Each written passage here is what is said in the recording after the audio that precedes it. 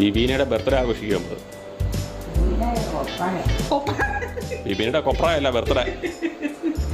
Cake മുറിക്കാൻ. ആ വിബീനായിരിക്കുന്നത് പനിയായിരുന്നു, അതുകൊണ്ട് അമ്മയുടെ അടുത്തോട്ടൊന്നും വരാഞ്ഞത് കേട്ടാ.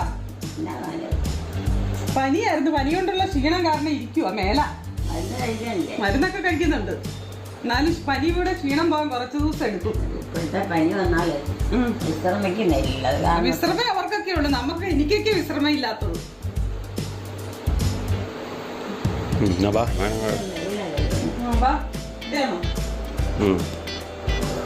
അപ്പോൾ ബിബീനയുടെ ബർത്ത്ഡേ കേക്ക് നമ്മൾ മുറിക്കാൻ പോവുകയാണ്. ഇവനിക്ക് മഴ ഇരിക്കുന്നതുകൊണ്ട് അങ്ങനെ ഒരു ഉഷാറില്ല. എങ്കിൽ നമ്മൾ